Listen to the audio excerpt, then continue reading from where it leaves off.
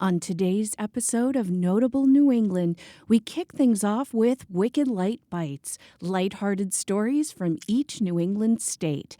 Then I'll share some fresh ideas on New Year's resolutions, New England style. Forget the same old overdone goals you hear about every year.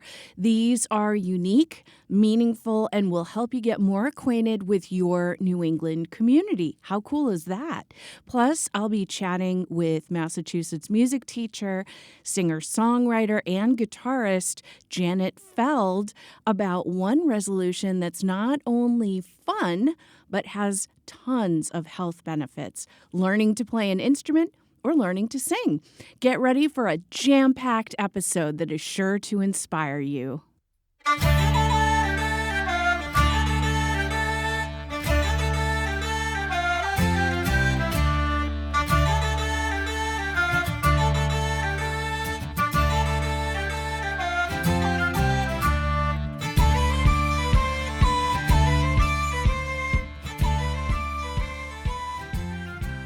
Hello and Happy New Year, lovely listeners. I hope you've all had a nice holiday season. Hopefully you have been able to take a little bit of time off. I have to say I have been enjoying some time off and getting in lots of rest and relaxation time. So it's been really nice, wonderful, so grateful to have a couple of weeks off to myself. And I want to wish you all the best for 2025, and I hope that you receive all the blessings that you deserve. Today's episode is jam-packed, so I'm going to stop chit-chatting right now, and we're going to get right into it. So without further ado, let's check out some Wicked Lite Bites. So you may recall last episode I mentioned that 3 radio stations owned by author Stephen King were shutting down at the end of 2024. Well, it appears one of those stations has been saved. WKIT-FM, which is out of Bangor, Maine, will be living on thanks to Jeff Solari and his business partner Greg Hawes, who made a deal with the author. Jeff Solari had this to say, quote, "We told him what we can offer is that we're going to keep the station here. We're going to keep it live. We're going to keep it local. We're going to keep it in the Bangor area. And if that's what's really important, then take our offer." And that's what he did. The format of the station will remain as rock and roll, and this must have been quite a happy holiday surprise for many of the long-term employees of the station. Such a happy ending. Information for this story came from Drew Peters at News Center, Maine. Vermont was awarded more than $1.4 million in grants to organizations to help bring tourists to Vermont. Governor Phil Scott stated, quote, "These grants are funding projects that will help revitalize communities across the state. Tourism is an important part of our economy, and our small businesses, restaurants, and shops all benefit from the revenue brought in by visitors coming to Vermont." Some of the recipients included Montpelier Alive. They received $150,000 to work with the Bridge Illumination Project to light the city's bridges and make Montpelier known as the City of Bridges. Catamount Film and Arts received $150,000 to promote LGBTQIA+ arts and programming events in the Northeast Kingdom. Vermont Mountain Bike Association received $150,000 for a statewide visitor's guide, and the Vermont Cheese Council received $85,000 to turn the Vermont Cheese Festival into Vermont Cheese Week. There were many other recipients as well, and this story comes from Keith Whitcomb Jr. of the Times-Argus. Students at Keene, New Hampshire High School were surprised with a gift of a hydroponic garden from the New Hampshire Department of Education right before the holidays. The school is one of 15 selected to receive a Flex Farm unit from Fork Farms, which is a Wisconsin-based vendor. And this is part of a pilot program from the State Department of Education. The farms can produce more than 394 pounds of produce per year, according to Fork Farms' website. The kit includes a limited supply of seeds, a grower toolkit, and a K-12 curriculum package. Technical support and training is also provided to school professionals to ensure the success of the program. And unlike traditional agriculture, hydroponic farms typically need little water and space. The units from Fork Farms feature LED lights that are always on, which helps to speed up the growing times. And Keene High students will grow a variety of produce and herbs throughout the year while learning about the impact humans have on the environment through real-world experiments. Students enrolled in biology courses at Keene High will have the opportunity to use the farm, and the seeds that were included with the farm include 2 types of lettuce, basil, and radishes. And students will also be growing basil, mint, rosemary, cilantro, and oregano for the Cheshire Career Center's culinary program. This story comes from James Rinker at the Keene Sentinel. If you're walking around the Providence River area in Rhode Island, you may notice a new art installation. It's a bench with a giant squid with glow-in-the-dark eyes. The bench is one of 9 that was awarded to Providence, and it's made by taking old pieces of wind turbines and repurposing them into benches, planters, and other pieces of public infrastructure. The design for the bench was part of an internal competition at the city, where employees submitted what they thought the turbine pieces should look like. Many submitted designs involving old maps of the bay and native plants, but it was Addie Newbold's longfin squid, a staple of Rhode Island's fishery, that won the contest. Quote, "It's a nod to our official state appetizer," she said. This story comes from an article in the Providence Journal by Wheeler Copperthwaite. This next story is from Amanda Pitts of NBC Connecticut, and she's reported that there is a local baker in Portland, Connecticut, who has started a fundraiser for the town's volunteer fire department after the unfortunate death of Fire Lieutenant and Board of Selectmen member Sean Manning. He was killed by a driver in Portland a week before Christmas.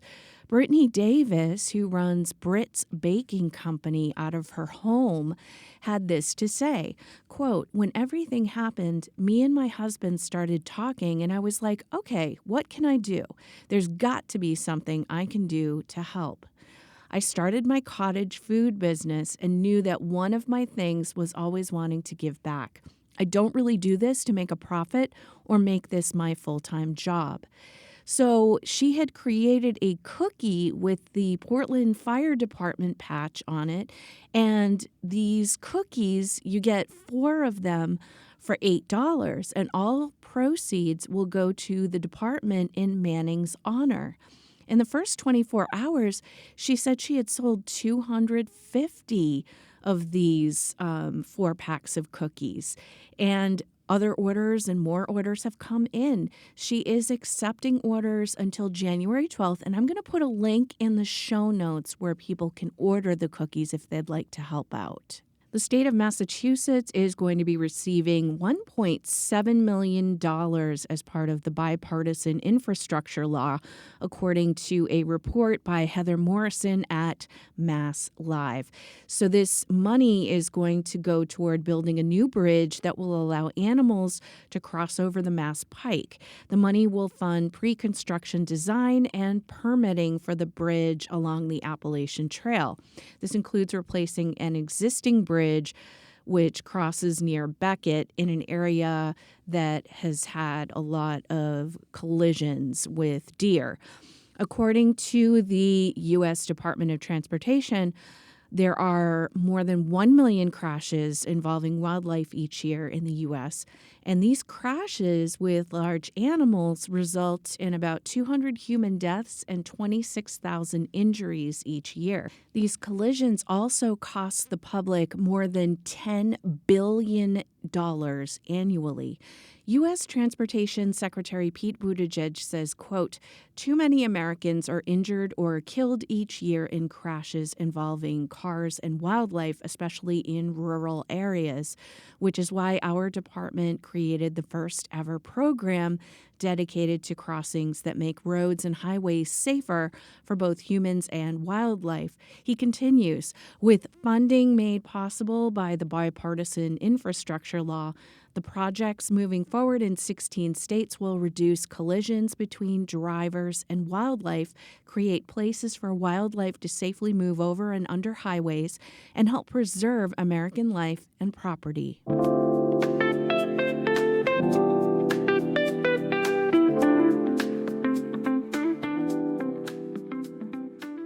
After this quick break, I'll be sharing some unique, fun, and meaningful New Year's resolutions that will help you get more acquainted with your New England community.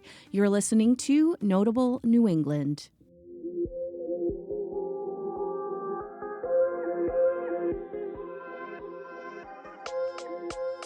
Love Notable New England? Show your support and unlock exclusive perks by joining our Patreon community. Membership starts at just $2 a month, less than a cup of coffee. Your contribution makes it possible for me to keep sharing unique New England stories and fascinating interviews with remarkable New Englanders, all for your listening pleasure. Plus, you'll be helping to cover essential production costs. Join us today and be a part of this incredible community. Visit patreon.com/Notable New England to sign up. That's patreon.com/Notable New England. Thank you for making this show possible. Every January, we're bombarded with the same old tired New Year's resolutions. And let's be honest, by week 2, most of them are already forgotten. So this year, I thought, why not mix things up? And instead of the usual resolutions that you hear, I am offering some fun, easy ideas to kick off your year that will also help you get more acquainted with your New England community. And if you live outside of New England, you can certainly customize these resolutions for activities in your area. First up, get yourself a library card at your local library. New England is home to some truly remarkable libraries. And if you haven't been taking advantage of yours, now is the perfect time to start. Libraries are more than just a place to borrow books. They're vibrant community centers filled with lots of resources and opportunities that just might surprise you. I strongly encourage you to visit your local library's website or the websites of any of the libraries in New England, because you're going to discover an array of unique and free programs. Many libraries in New England will offer things like author events where authors will come in and talk about their latest books. Some will have things like fix-it clinics where you can bring in broken items and somebody will be there to help you to fix them so you don't have to buy a new thing if you don't need to. Free tax preparation services, classes that are free on a wide variety of topics. And there's something for everyone. Libraries often will host live music performances as well, or movie nights and storytelling hours. And many will also offer free or discounted tickets to local museums and attractions, which can save you a ton of money on those entrance fees. If you're looking for entertainment, many libraries provide access to free movie streaming services, such as Canopy, for instance, which is a really nice alternative or addition to the regular streaming services out there. And again, it's free. So you're not paying anything to see movies streaming right on your TV. They also offer audiobook and ebook services through apps like Libby and Overdrive, which is such a fantastic alternative to services like Audible or having to buy ebooks on, Amazon and that sort of thing. Another really cool thing is that many of the libraries in New England also offer unique items that you can take out aside from books and movies and music and that sort of thing. A lot of them have libraries of things, and this is where they let you borrow items you might never expect, such as camping and hiking gear, fishing equipment, gardening supplies, sewing machines, laptops, STEM kits for kids, crafting equipment, karaoke machines, 3D printers, podcasting equipment, which is something that my library offers amazingly. Honestly, it is so incredible the amount of resources and things that you can take advantage of through the local library. Definitely was not that way when I was a kid, and it's pretty incredible that today they offer so many wonderful tools for anybody, and again, for free. Or in the case of museum and attraction passes, if not free, it's usually at a very, very deep discount. So, places that you wanted to go, you might be able to do so if money was an issue. One especially notable program is the Boston Public Library's Books Unbanned initiative. And through this program, anyone in the U.S. between the ages of 13 to 26 can sign up for a free Books Unbanned e-card. What that does is it grants them access to the BPL's extensive collection of frequently challenged and banned ebooks and e-audiobooks. So make it a resolution this year to check out your local library. I'm telling you, I think you're going to be pleasantly surprised. And wow, what a money saver. You can check things out for free. So obviously you're going to save money, and you can use that money toward other things. So yeah, check out your local library or libraries in your area. Go to their websites, see what they have to offer, and you never know, there might be a surprise waiting for you that you never expected. We are so fortunate in New England to have an abundance of local parks, walking and hiking trails, beaches, and other open spaces that are free or very affordable for everyone to enjoy. So why not make it a priority to explore what your area has to offer? You can start by visiting your city or town's parks and recreation website. You might discover some fantastic things like playgrounds for kids, basketball and tennis courts, fitness areas for workouts, and so much more. Many communities also offer free activities during the warmer months, such as exercise classes, summer concerts, art workshops, that sort of thing. Boston, for example, in the summertime, they host free classes like Zumba, yoga, Tai Chi, dance, and they do it on the Esplanade and other public spaces. So whether you're looking to get active or unwind, there's something for everybody. For people who enjoy walking and hiking, we boast an incredible network of trails in New England. All Trails is a fantastic resource for finding hiking trails across the region. And they come complete with difficulty ratings, so you can see, if you can find a trail that matches your ability level. And I'm going to include a link to All Trails in the show notes so that you can start planning your next adventure. If accessibility is a priority and a need, there are excellent resources for that too. Trail Link provides maps of wheelchair accessible trails in New England. So it makes it easy to find a spot that's going to work for you. And you're going to find a link to Trail Link in the show notes as well. So you can take a look at that and see if there are any trails that strike your fancy. The Mass Audubon Society is doing some really amazing work to ensure that trails are accessible to people of all abilities. Many of their trails meet ADA specifications and include innovative features like audio trail guides, which provide navigational instructions via phone, their website, or MP3 players that they will give out at some of the sanctuaries. And many accessible trails also have rope guides to help those who are blind walk independently while enjoying nature. Braille and large print trail guides, Braille signage, and markers along the way will highlight seating areas and interesting features like trees, stone walls, and unique rocks that people can explore. And I'm going to include a link to the Mass Audubon Society in the show notes so you can learn more about their accessibility initiatives.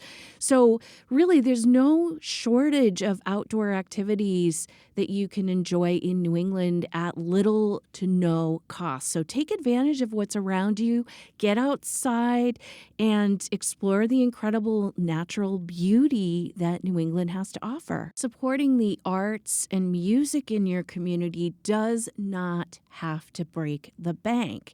New England is so rich with a treasure trove of cultural opportunities that are accessible to everyone. As I mentioned at the top of this segment, start with your local library. Many of them offer free or deeply discounted tickets to museums and attractions. And, it's a fantastic way to explore art and music and history without spending a fortune. And as I said before, during the warmer months, make sure you visit your local Parks and Recreation Department's website because you can find out about free outdoor summer concert series and events. These are always very family-friendly events. They typically start early, like say around 6 o'clock or even before that. And they showcase a variety of musical genres performed by incredible artists. You can, pack a picnic, enjoy food from vendors that they often have on site, and, sit under the stars and listen to some live music that's free. For theater enthusiasts, local high schools, check those out because so many of them offer a host of impressive productions with tickets at minimal cost or even for free. And by attending, you're not only treated to exceptional performances by talented students, but you're also directly supporting drama programs. And, your money that you would pay for a ticket there, which would not be very much, helps to fund future productions and also enrich education for these young people. Community theaters are another gem where they offer high-quality performances at a fraction of the price of larger venues. It's a wonderful way to support local actors and enjoy engaging entertainment close to home. And don't forget about your local music scene. You can sign up for email newsletters from some of the smaller venues in your community. And that is a great way to discover talented local musicians as well as touring acts that come through and play some of these smaller venues. And, you save a ton of money that way too, because, where the venue is much smaller, it gives you a more intimate setting and, you're closer to home. You don't have to worry about parking typically.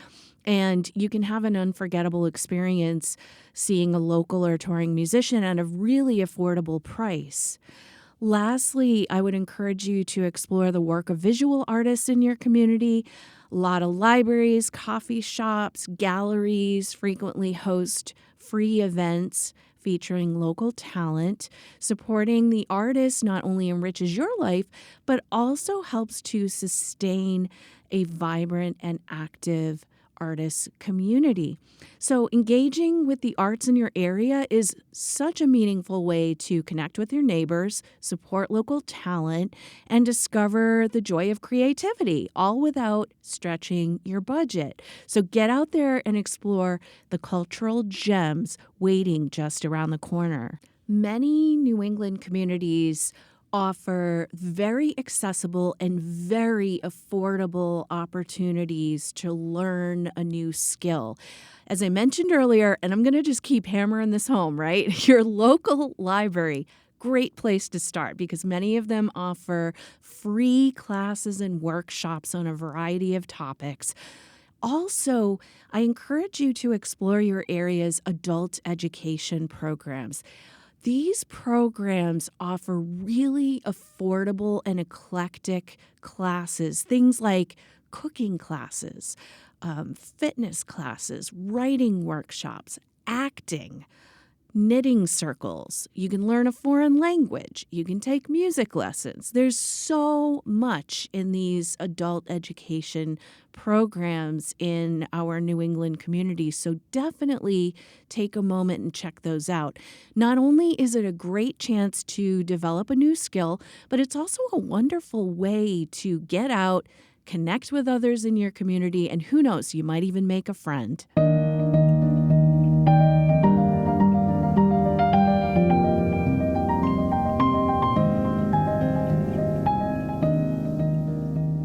After this short break, I'll be joined by Massachusetts music teacher, singer-songwriter, and guitarist Janet Feld. We're going to be discussing the incredible benefits of music lessons and how anybody, I'm telling you, regardless of your age, if you have experience or you don't have experience, you can learn to play or you can learn to sing and have a great time doing it. Plus, did you know that learning a musical instrument or singing offers a ton of great health benefits? I can't think of a more fun way to get health benefits if you ask me. You're listening to Notable New England. I'm deeply grateful to all of my listeners for your incredible encouragement and kindness. Your support really means the world to me. It really inspires me to keep sharing these stories, and I appreciate you so much for it. I'd love for the Notable New England podcast to reach even more people so we can continue growing this amazing community together. If you're enjoying the podcast, would you consider leaving a 5-star rating on Apple Podcasts? It's one of the best ways to help others discover the show and join our Notable New England family. Another wonderful way to support the podcast is by sharing it with your friends and family. Just one share can make a huge difference. It's like opening the door for someone else to explore these hidden gems with us. After all, sharing is caring, right? So thank you so much for being an important part of the Notable New England community. Your support truly makes all the difference.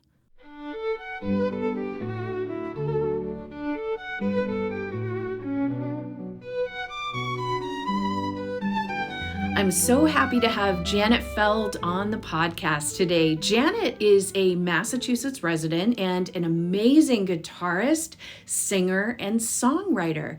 She is also a music teacher and mentor to musicians who teach. Janet is the founder of Janet's Planet Music Lessons for Humanoids, and she also teaches guitar and songwriting classes at the Passim School of Music in Cambridge, Mass. Today we're going to talk about learning a musical instrument and why, in her words, she believes in the tribal saying in Zimbabwe that if you can walk, you can dance. If you can talk, you can sing. Welcome, Janet. It's great to be talking to you today. Oh, thanks so much for having me, Gretchen. Absolutely. So, in this episode, we're focusing on some New England style New Year's resolutions. And one resolution I wanted to put out there is for someone to consider learning a musical instrument or learning to sing. We have a lot of wonderful music schools and teachers in New England, you included. I'd love to hear your thoughts on how you feel learning a musical instrument or singing can benefit our health and our well-being. Well, first of all, I would say that we call it playing music because it's supposed to be fun. Right. Otherwise, we'd call it working music or suffering music. So that's one thing. And then the other thing, too, is that, making art of any kind is very, very vulnerable. And very often people have beliefs that really come from unspoken cultural beliefs about, oh, well, you have to be from the special talented planet in order to be able to learn how to play a musical instrument. And nothing could be further from the truth. And I have, multiple decades of teaching and a lot of anecdotal evidence that shows that that's really not the case. And so in terms of, just on an emotional level, people want to be able to play and sing their favorite songs. They want to be able to play music with other people. And they want to be good at it. And so, learning how to play music is a wonderful way to not only do something that just brings you joy, but also it's a wonderful way to connect with other people who play music. If you're playing with other people, if you, like, for someone who doesn't play yet, or maybe they're just starting out and they're thinking like, wow, I bet it would be really fun to play and be able to play music with other people. Well, let me affirm your sense of reality. Yes, it's a blast. So once you're able to do it, it feels great. It's a wonderful way to connect with a great community of like-minded souls. And, as humans, we crave, just like we need food and water and sleep and all of those things, we need connection. We need positive connections in our lives. It's not just something that's nice to have.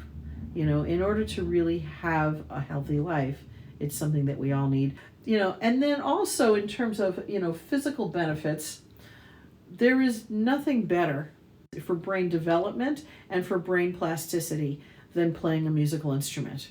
Because what happens is when you're playing music, really starting with just, singing along to the radio and tapping your foot, but more so when you're playing a musical instrument, it triggers this like neuron firing rock and dance party in your brain and in both hemispheres, and stimulates traffic between the both sides, which actually is one of the things that stimulates cell regeneration in your brain. So I like to think of it also as my Alzheimer's prevention program. Right. I feel the same way about it, actually. And the thing is too is that like when you're singing, it's excellent for your cardiovascular health, and there's a bunch of ways in which just seriously, singing in the shower, for God's sakes, Right.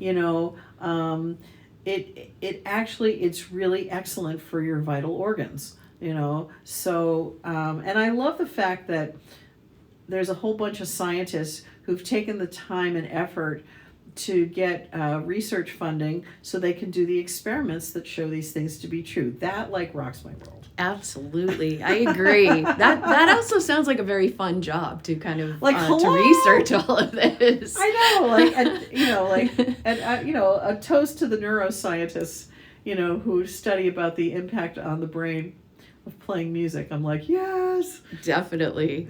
So many adults struggle with self-limiting beliefs like, oh, well, I should have started younger. I don't have the talent. I'm too old to learn. What advice do you have for overcoming these beliefs and encouraging a growth mindset? I love that, the growth mindset. So here's the thing, and this is where I hope people will just take my word for it.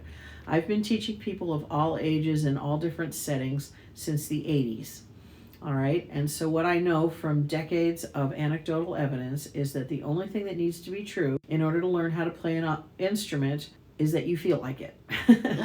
And as long as it's something that you want to do and you're willing to put in a moderate amount of time practicing, it doesn't even take a huge amount of time, you can learn to play. One time in Ireland, we were in a music shop, and there was this sign up in the store that said, talent? The more I practice, the luckier I get. And I love that. And I don't really like the word talent so much, because it's really a matter of you have the desire and you put in the what I like to call repetitive discovery. Mm-hmm. Instead of, the word practicing often has like a heavy connotation for us. But like if you're working on something, I like to think of it like a science experiment. Like, there's no such thing as good results and bad results. There's just results. Mm-hmm. It supports your thesis or it doesn't. But that's equally important for information. So it's like, oh, well, this part of the song, I can do this and I can do it well. This I'm having a ton of train wrecks. So, I need to like work on this little passage here, or these 5 passages, or whatever. If you're having those thoughts and you have those beliefs, I don't have talent, I don't have a musical bone in my body, I have no sense of rhythm, my older sister is really the real musician in the family, but not me. All of those things, those are just stories. And it's a very normal human thing for us to have stories that we associate with certain feelings. So I think one of the things I do with my students is when those feelings come up, I often give my students a template to practice replacing the stories in the way that you would like if you like tape over you've got a cassette with a recording on it, and you tape over the cassette with new music. So for example, very often when I'll have a student learning how to play a new song, or they've never played a song before and they're doing it for the first time. And so I'll say things to them like, why it feels hard to do this at first? That's because it's hard to do this at first. Because you feel like, well, Eric Clapton just popped out of his mother's womb, and he could play like a guitar god right away. No, that's not really true. What happened was he practiced a lot, and, for like billions of hours, right? So one thing is just sort of, acknowledging their sense of reality. But what happens is like somebody in that situation, that there's the certain feelings that will come up for them, because they're having all the train wrecks that you would expect when someone's learning something new and they don't know how to do it yet. And the story they have attached to it is something like, I'm just slow, or, I'm just not talented, or I just don't have a musical bone in my body. And so what I'll do is I'll say, that is not my experience of you. And you don't have control over the feelings coming up, but you do have control over having an awareness when those feelings do come up, like to be able to say to yourself, like, okay, when I feel like this is where I feel it in my body, and the story I normally attach to it is something like, I'm just a slow learner, I don't have any talent, or something like that. But what if what's actually happening is, I'm new at playing this song, it feels really hard, and I'm scared I'm never going to be able to do it. And then I'll check in and I'll say, does that sound accurate? And sometimes the answer is, yes, that's accurate. Or there's something else going on that I've missed, and they'll say, oh, actually, this is going on. And then we'll shift, and I'm like, all right, now we have a template. So now, each time that feeling comes up, and then you notice, like, okay, the feeling comes up, you have the thought, I have no talent. Just very gently, kind of like the way you would return to a mantra in your mind. You say, oh, what's actually happening here is. And in that way, I'm a big fan of acting your way into feeling versus the other way around. And so it's a very concrete way, and each time you do it, it's actually creating new neural pathways in your brain. And you are taping over that old cassette with that old story. It's just a story, and we wrote the story, so we can change the story. But it feels like the voice of God, But as an old spiritual mentor of mine once said, If the voice in your head is mean, it's probably not God. True. And actually, I wanted you to expand a little bit on this. Is something you have told me, and I was shocked, frankly, by it. I'm one of those people who says, "Oh, I'm just such a slow learner. Why don't I know this yet? Oh my gosh, I've practiced this over and over." But and I think to myself, like, oh, maybe I should have started learning when I was a little kid. And a lot of adults have this misconception that kids are just faster and more able to do it than an adult can. And, you can't teach an old dog new tricks, but you've said the opposite is actually true. And I'd love for you to talk about that. Yeah, absolutely. Here's the truth, and I know this from anecdotal evidence. The fact is that by the time we're adults, our brains are fully developed and our motor skills are fully developed. What I can teach an adult in a few weeks would take me the better part of a school year or more to teach a child. Not because there's anything bad or wrong with the children. It's simply because, our brains are not fully developed until we're in our 20s, about 23 years old for females, 25 for males. But also our motor skills. And I notice a difference just between a high school aged person and a college aged person. That there's a difference there in their learning curve.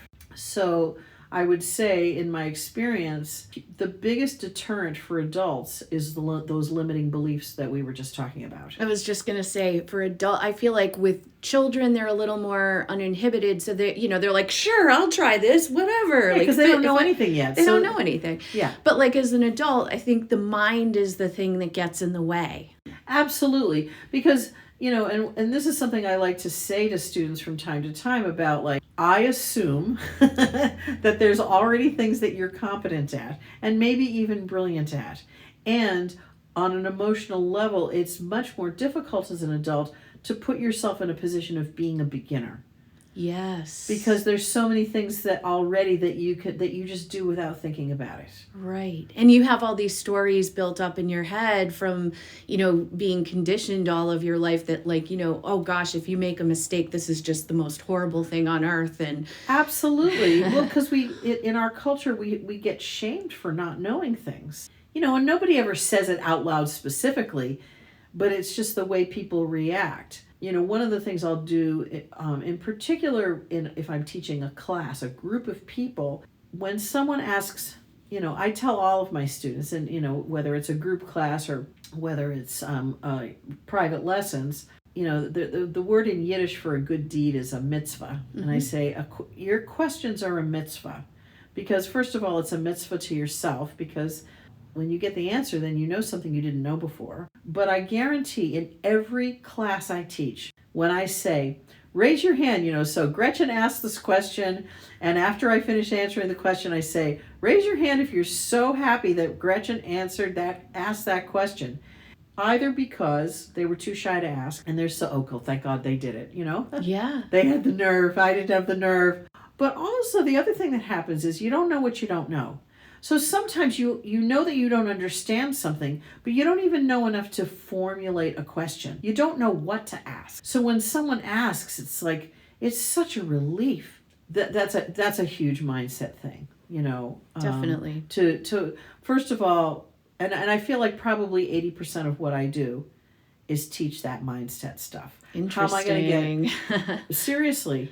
80% of what I do is, it's not the chords and strums and finger picks and let's play this Lady Gaga song. That's like 20 to 25% of what I do. The rest of it is, what can I say, what can I do that's going to get you over that emotional hurdle that's essentially the student getting in their own way.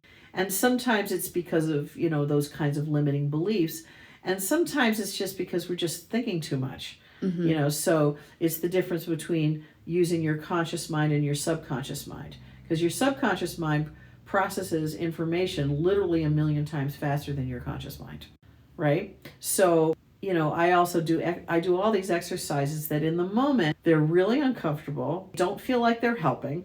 They feel like I'm making you practice your mistakes. I can see when someone they don't trust that their fingers know to go to the right chord. So what I do is I have them close their eyes. I've done wow. this. Yes. I've done that to you. Yeah. It's a scary experience. Yes. At first. Yes. And I have had some students, when I'm making them close their eyes and switch between chords, first of all, they discover like, oh, that, you know, they hit it correctly, and then they're surprised. But the exercise is all about, I'm not going to try to talk you into the fact that your fingers actually know where to go. I want you to experience it. Because if I try to talk you into it, you'll be like, all of my students, just because this is a normal human thing. Oh, she's just being nice. And I am very nice. But like, I'm not lying, but it doesn't matter. No, it's true. I have done this exercise with you, and I was one of those people, and I still am to some extent, where it's like, oh God, if I close my eyes, I'm going to screw this whole thing up. 9 times out of 10, I play it better than I did looking at the music. And you're crazy enough. Yeah, and that's true. That is true like 99.9% of the time. It's learning to trust your intuition. That's really it. That's right. Your intuition and your muscle memory. Yes. Because we hit it a lot faster than we think we do.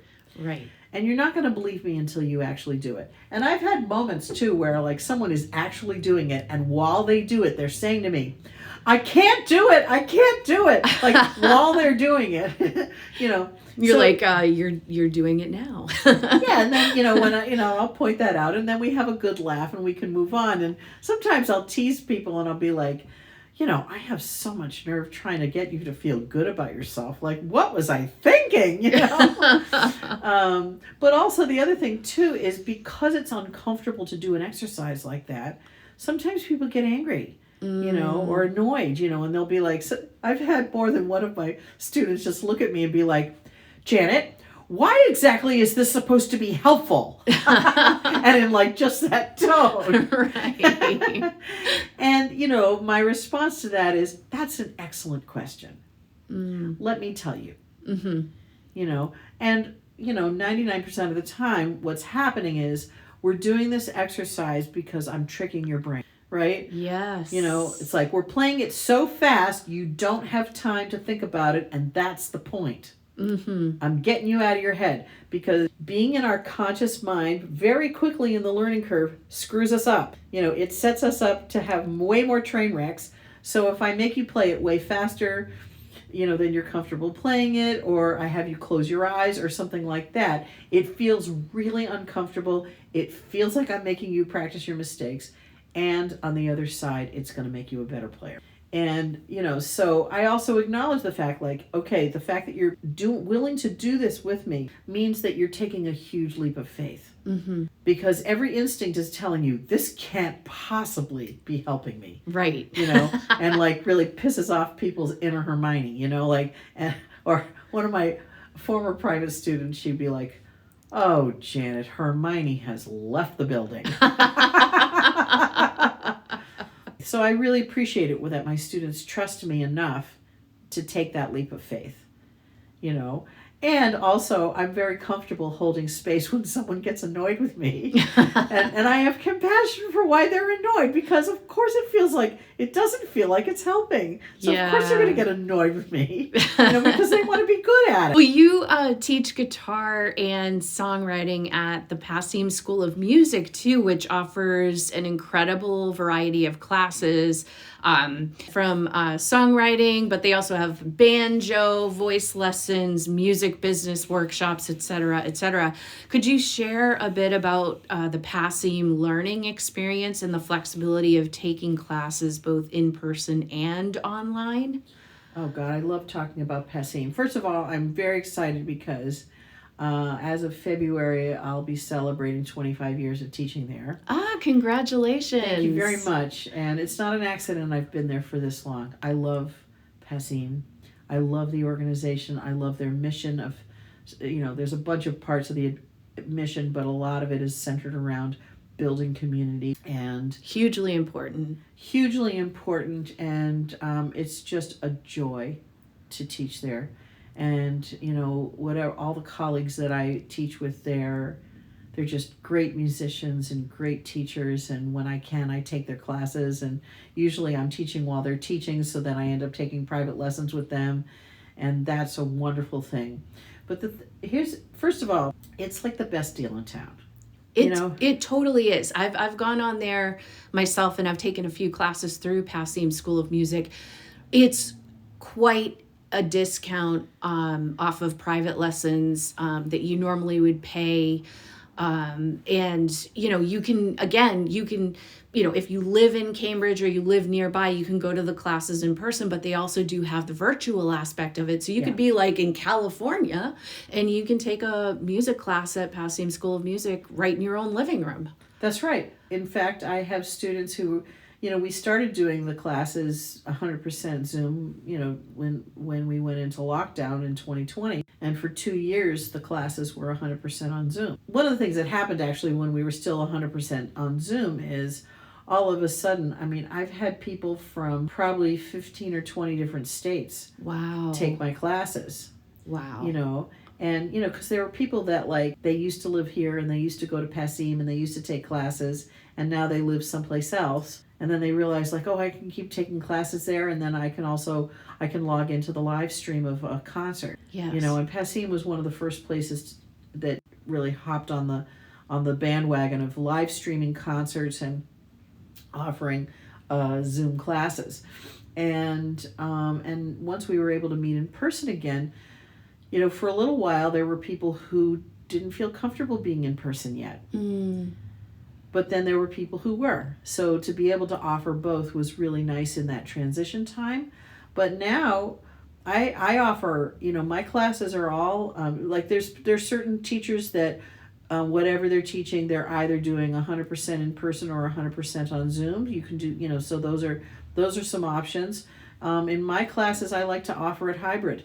I just finished a class on the songs of Jim Croce. Nice. It was a blast. And I had somebody there from New York City, from New Jersey. But I've also had people drive in from Worcester.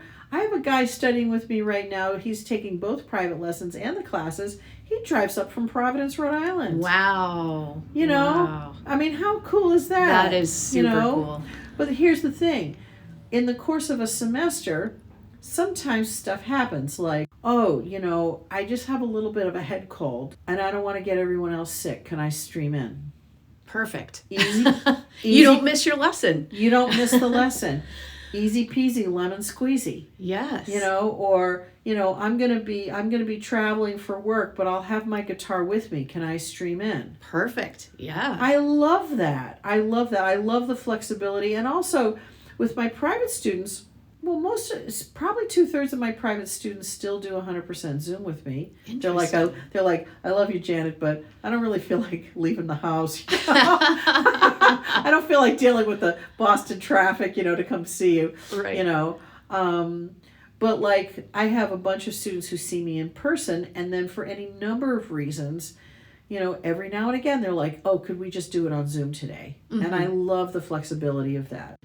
And as far as the Passim School of Music, if people want to go onto their website to check out what their class offerings are, the web address is passim.org, and I am going to make sure to put that in the show notes for people as well. And Janet, you wrote a book as well called Practicing Safe Music, which is a really valuable resource for music educators. Can you tell us a little bit more about it and where people can purchase a copy of the book? Well, thank you so much for asking about that. That was such a labor of love for me. Like I said, I've been teaching since the 80s, and I was really inspired to write the book because a lot of the resources that are available to teachers, there's lots of curriculum that you can find online and stuff. But very often, while there's, curriculum material available, what's not available with it is how do you set it up? Like with teaching with kids, one of the things I, figured out how to do in terms of classroom management, because I spent many years teaching, in schools for, preschool through 8th grade, and who's meaner than an 8th grader? Oh, maybe a 7th grader, right? So there's a bunch of ways that I would set up lesson plans so that even an 8th grader was learning music, participating in it, playing music, and they were being nice to each other at the same time. The thing about children is that they don't have the same kind of filter yet. They just, the thought comes down and drops out the chute. And sometimes the stuff that comes out of their mouth is mean. And so that's one of the things that, as the person in charge, there are ways to set up a lesson plan so that you mitigate that. And a lot of those things that I came up with to do, I learned the hard way. So I thought, let me write a book that talks about that, so other music teachers can learn from my epic fails. And just really simple things like picking partners. I mean, even when I said the phrase picking partners, didn't that make your stomach just go, because it is stressful. And I have to say that I'm also very mindful about it if I do it with adults, because it doesn't become less stressful when you're an adult. It's just that, we have more experience, so maybe we're better at hiding our anxiety about it, but it's very stressful to pick partners. Because more often than not, inadvertently, sometimes on purpose, but more often than not, inadvertently, someone gets left out. And most of the time, it's not because somebody was trying to leave anyone out. And, with the kids, I used to say to them, look, I'm going to tell you who your partner is, and there's one correct answer. Thank you, Miss Feld. What's the right answer? And then I would have them repeat it. And I would say, listen, and you might be mad at me because you might not like who I pick, and I can totally handle that. I promise I'll still love you. But I would say to them what I just said about people getting left out, and I would say, I can't handle that, so I'm picking your partners for you. And you could just feel the energy in the room would completely because a teenager, their biggest fear, is that their peers, including the ones they hate, will think they're weird. Right. And, something like being left out is it just can devastate your week, when you're that age, because you're so tender. So in any case, the other thing I wanted to really talk about was all the things we were talking before about those mindset things that get in the way of the learning curves for adults. So I wanted to talk about that kind of classroom management as well. There's the stuff that you do with kids, to make sure that everybody's participating, learning, and having fun, and being nice to each other all at the same time, which is it is totally possible given just a few things in your toolbox. But the same is true with adults. And what does it mean to set up a classroom situation and a learning situation that's emotionally safe? And you can get the book on Amazon, is that correct? That's right. Okay. You can Amazon.com or any place where you can buy books online, you can find it. Perfect. And it's called Practicing Safe Music. And Janet, you also offer coaching sessions for music educators based on a lot of the stuff that you cover in your book. So, obviously you focus on that, but how can these coaching sessions benefit somebody who is in the field and maybe maybe they're creating their music lesson business, or maybe they have one that's established, but they want to, add some techniques into there to make it more effective or to make it more efficient and things like that. Your coaching services sort of offer help with that. Is that correct? And what else, that's right, do you sort of talk about? Well, there's two sides of it. One is that, for the people that I do coach, I'm offering, I can really help in terms of, things like the kind of curriculum things that I was just talking about. I just did a session with someone who just got hired as a music teacher in a high school. Wow. And she's going to be the assistant teacher. And so she wanted to know, what's a good opening lesson plan, to get to know these kids. And it's have I got a plan for you,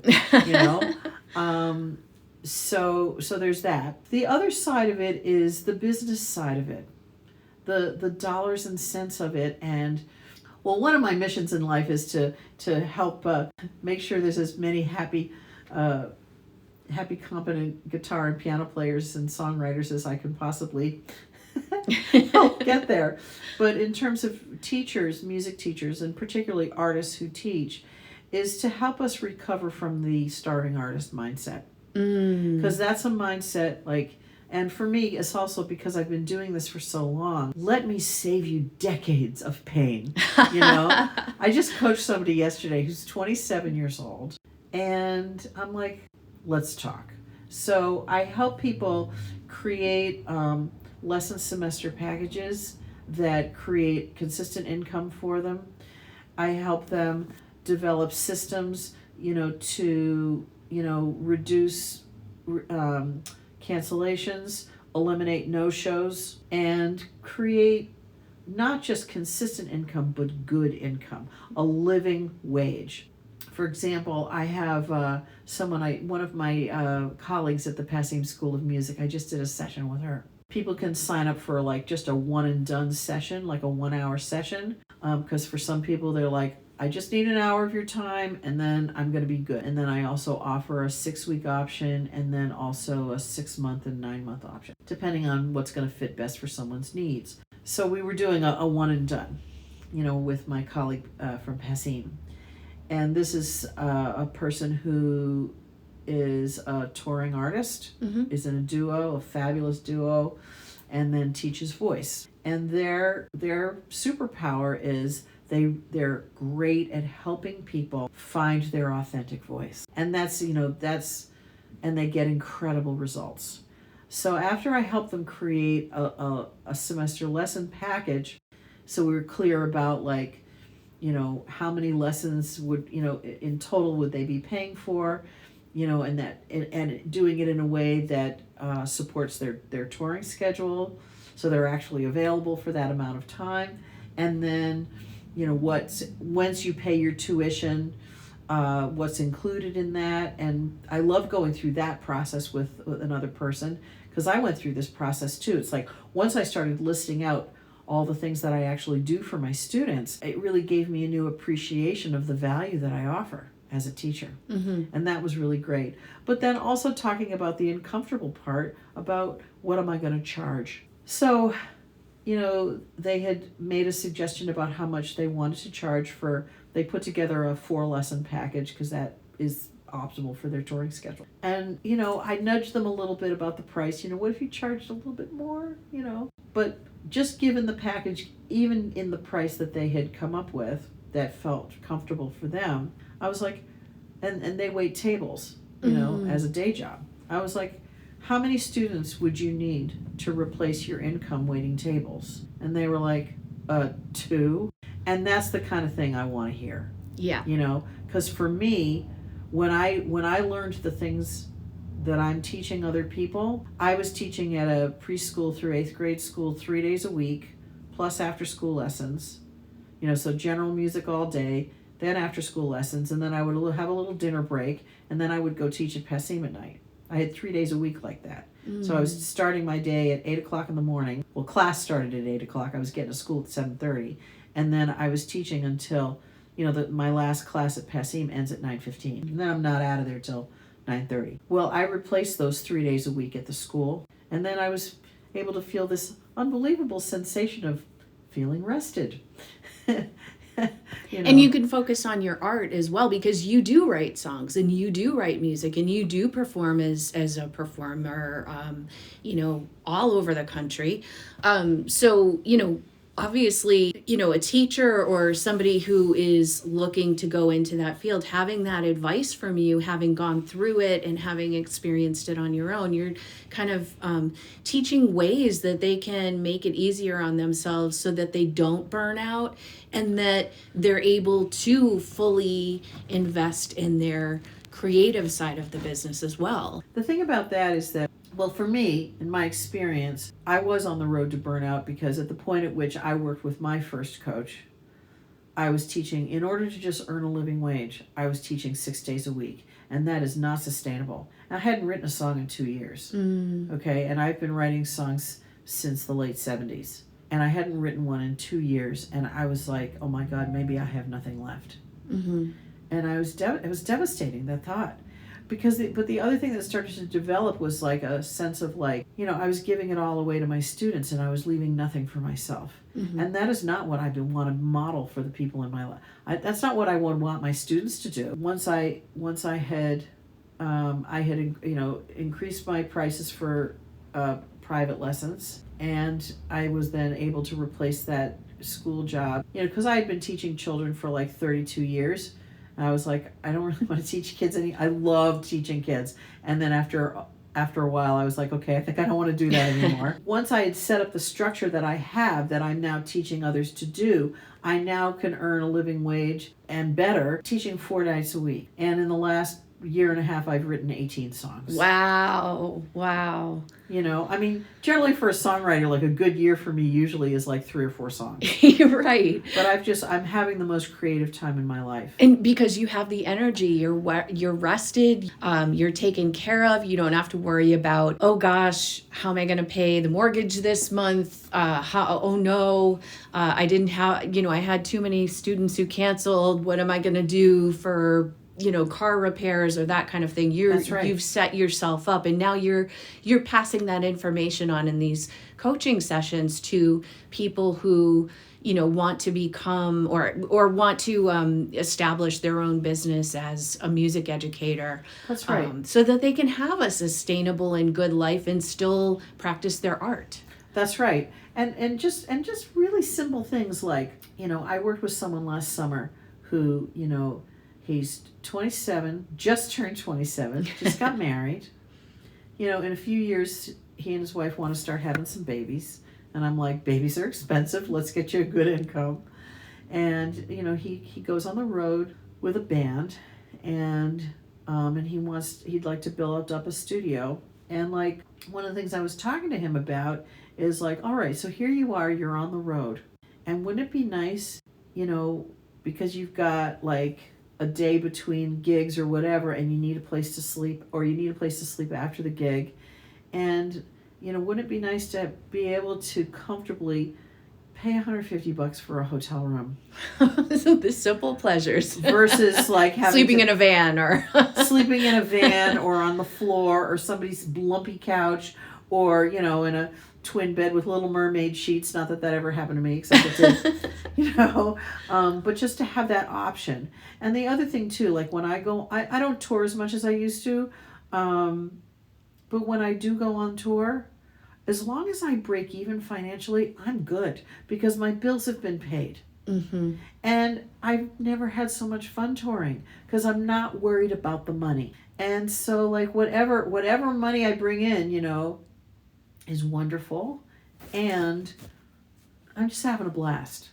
And that's the kind of thing I want to model for other people. So tell us where people can get in touch with you regarding coaching sessions, but also if they're interested in taking private lessons with you. janetsplanetmusic.com, or you can just type in janetfeld.com, and that'll bring you to the same place.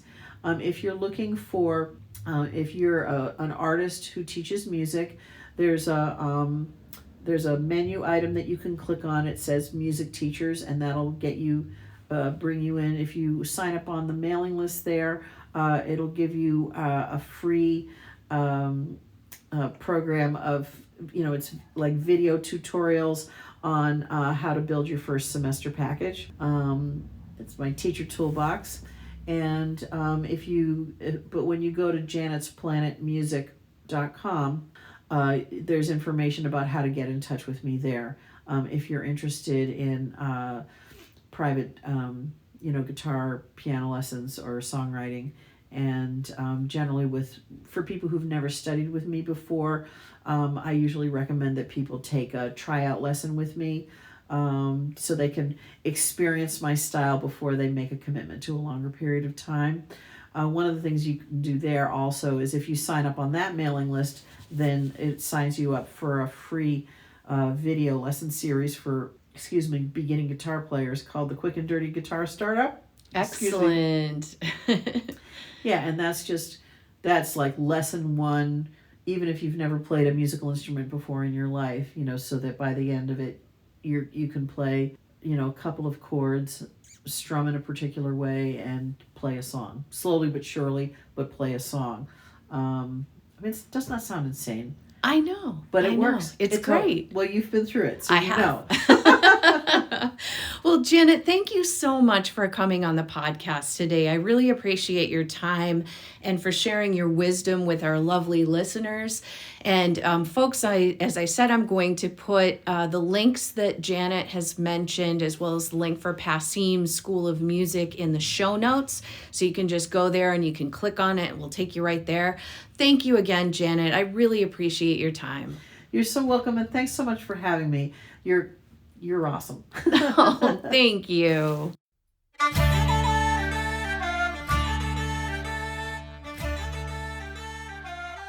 Thank you all for tuning into this episode of Notable New England.